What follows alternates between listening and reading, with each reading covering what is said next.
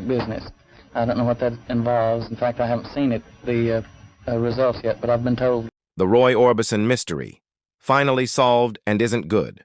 Roy Orbison was born Roy Kelton Orbison on April 23, 1936, in Vernon, Texas. Orbison's early life was marked by hardship and determination. Raised in a working-class family during the tail end of the Great Depression, Roy was drawn to music at an early age, receiving his first guitar at age 6 and performing on local radio by age 8. Encouraged by his parents to pursue his passion, Roy found solace and strength in music, a medium through which he could express emotions that were often left unspoken in everyday life. His early musical influences included country legends like Hank Williams, pop vocalists such as Bing Crosby, and the bluesy strains of Southern gospel. After moving with his family to Wink, Texas, Orbison continued to develop his musical identity, eventually forming his first band, the Wink Westerners, while still in high school. These formative years honed his songwriting skills and stage presence, laying the groundwork for a groundbreaking career. Orbison's big break came in the late 1950s when he signed with Sun Records in Memphis, the same label that launched Elvis Presley, Johnny Cash, and Jerry Lee Lewis. Though his early rockabilly singles met with limited success, it wasn't until he transitioned to Monument Records in the early 1960s that he truly found his voice, both literally and artistically. Under the guidance of producer Fred Foster, Orbison crafted a sound that blended elements of rock, pop, classical, and country, all wrapped around his soaring, 3-octave vocal range. His breakthrough hit, Only the Lonely, 1960, set the stage for a series of emotionally charged ballads that became his hallmark. Songs like Crying, Running Scared, In Dreams, and It's Over conveyed a sense of romantic despair and raw vulnerability that was virtually unmatched in contemporary music. His most iconic hit, Oh Pretty Woman, 1964, showcased his ability to blend heartbreak with swagger, securing his status as a musical pioneer and international star. What set Roy Orbison apart was not only the power of his voice, but the sincerity and depth of his lyrics. At a time when rock and roll often celebrated carefree youth and rebellion, Orbison sang about lost love, aching solitude, and shattered dreams. His songs resonated with audiences around the world who saw in his music a reflection of their own sorrows and hopes. His appearance, dressed in black, expressionless behind his trademark dark glasses, added to his mystique, leading many to describe him as the Caruso of rock or the Big O. Though his popularity waned during the 1970s, Orbison never stopped recording and performing. A remarkable career resurgence came in the 1980s, beginning with a new generation of artists citing him as a major influence.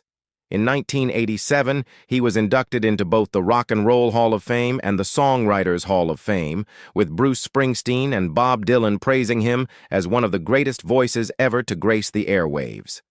In the same decade, Orbison also returned to the recording studio and made waves with a poignant and beautifully arranged duet titled That Lovin' You Feelin' Again, recorded with acclaimed country rock artist Emmylou Harris.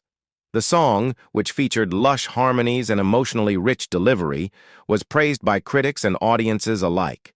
It went on to win a Grammy Award for Best Country Performance by a duo or group with vocal in 1981, marking one of the high points of Orbison's later career and reaffirming his position as a major force in American music. The award was particularly meaningful as it symbolized his successful crossover into contemporary genres while staying true to the heart-wrenching romanticism that had defined his earlier work.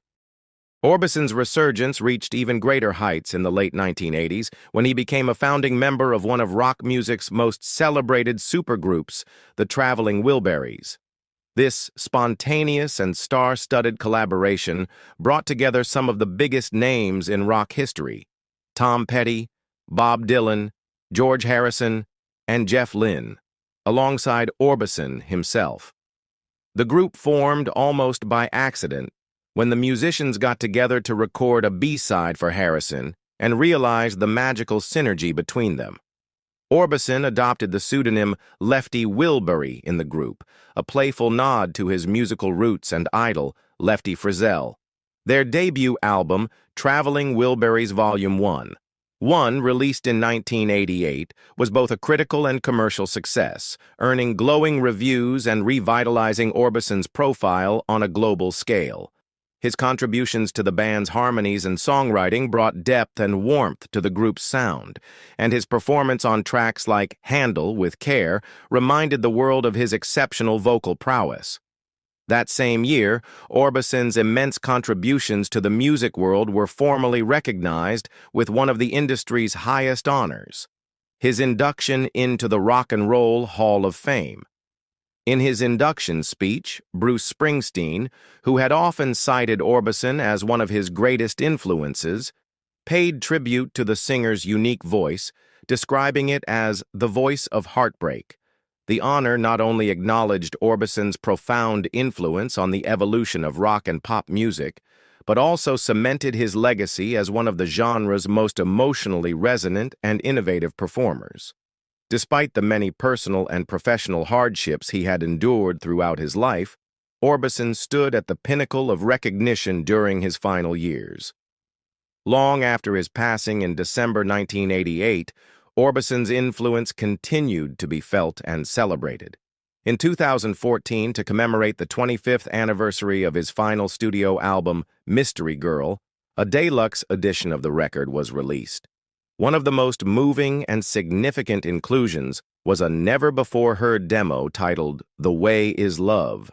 This track was made especially poignant by the fact that Orbison's surviving sons, Wesley, Roy Jr., and Alex, helped to complete it using their father's original vocal recording.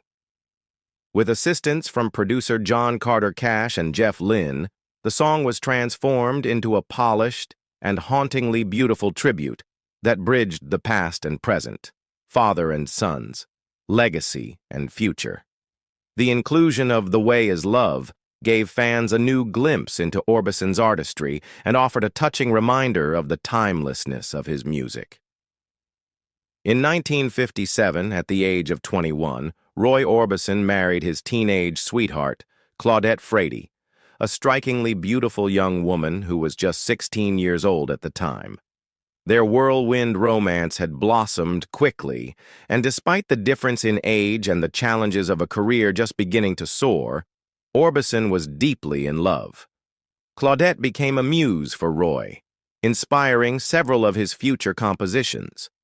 Their relationship, like many young love stories, was marked by both passion and turbulence.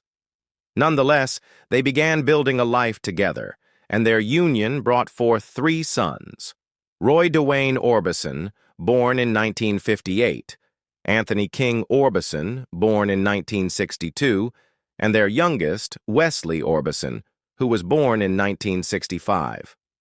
Roy cherished his family and took pride in fatherhood, even as his career demands often pulled him away on tours and recording sessions.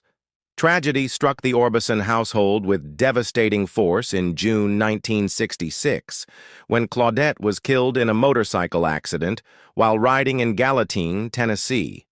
She and Roy had recently reconciled after a period of separation, and her sudden death left him emotionally shattered. Claudette's passing created a deep void in Orbison's life, both personally and creatively. The loss of his wife not only devastated him emotionally, but also disrupted the stability he had managed to build at home amid his skyrocketing fame. Her death would later be immortalized in his haunting song, Claudette, which, while originally penned as a tribute to her vivacity and beauty, took on a deeply somber resonance in the years that followed. As if one heart-wrenching tragedy weren't enough, fate dealt another cruel blow just 2 years later. In September 1968, while Roy was away in England performing, his 2 eldest sons, Roy Dwayne and Anthony King, perished in a house fire at their Hendersonville, Tennessee home.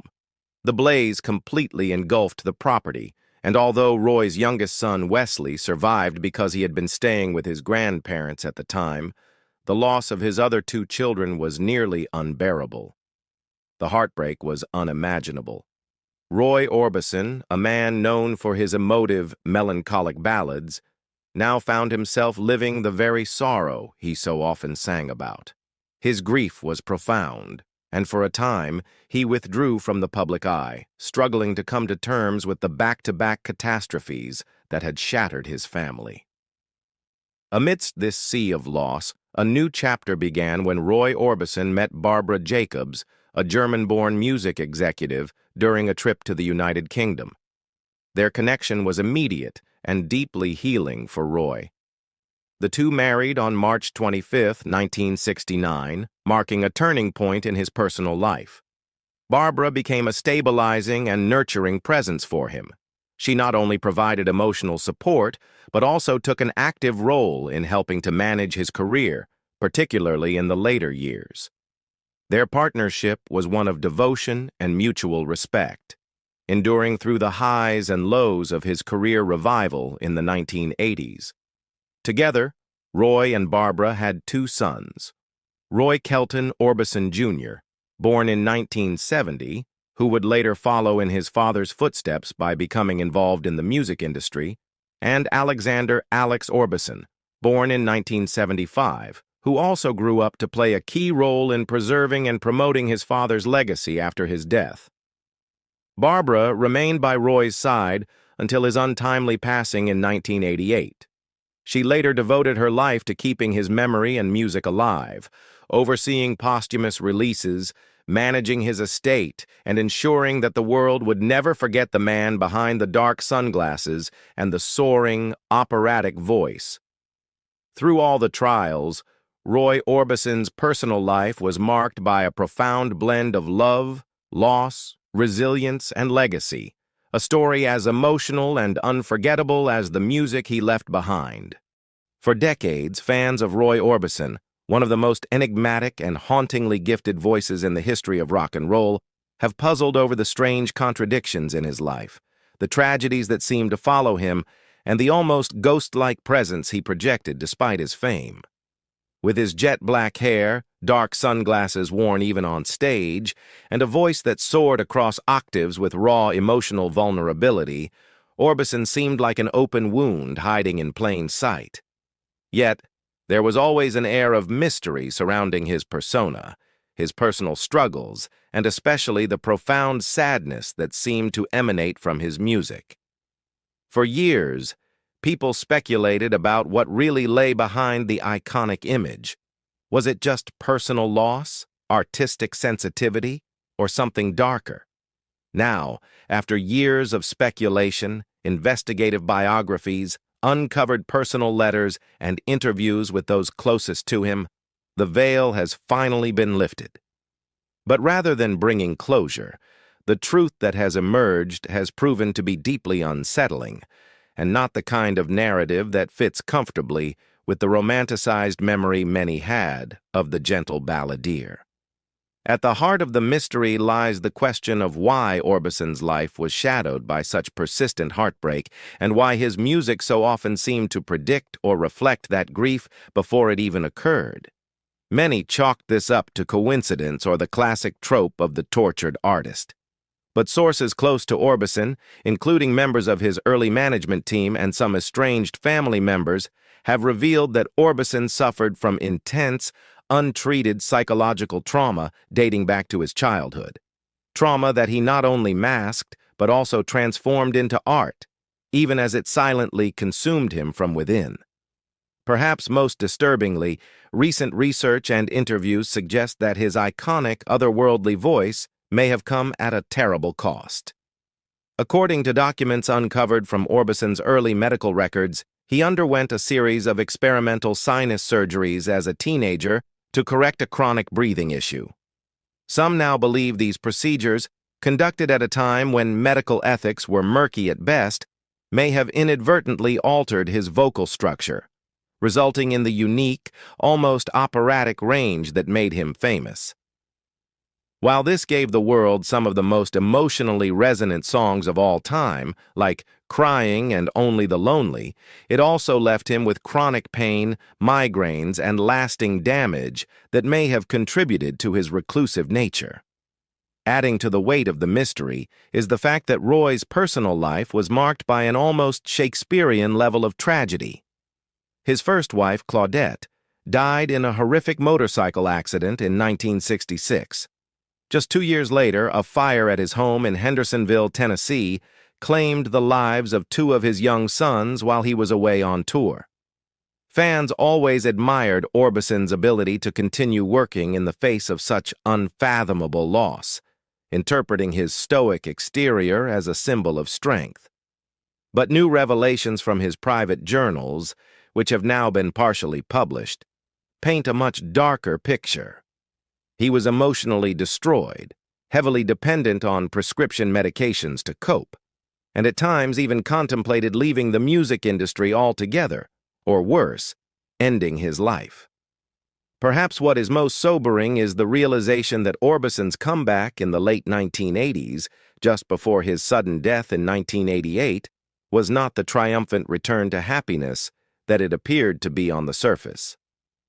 Though his involvement with the Traveling Wilburys and the album Mystery Girl brought him back into the spotlight, those close to him now say that he was suffering from extreme exhaustion, untreated heart issues, and the long-term effects of stress and grief.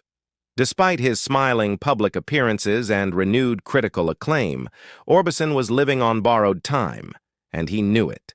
His death from a heart attack at just 52 shocked the world. But for those who truly knew him, it was the tragic conclusion to a life that had been unraveling in slow motion. In the end, the Roy Orbison mystery has finally been solved. But the reality is not the stuff of comforting legends. It's the story of a man who gave the world his soul in the form of song, even as his own soul was slowly breaking. The soaring voice, the shadowed eyes behind the sunglasses, the lyrics dripping with longing and loss, these weren't just artistic choices. They were cries for help, reverberating across decades, only now fully understood.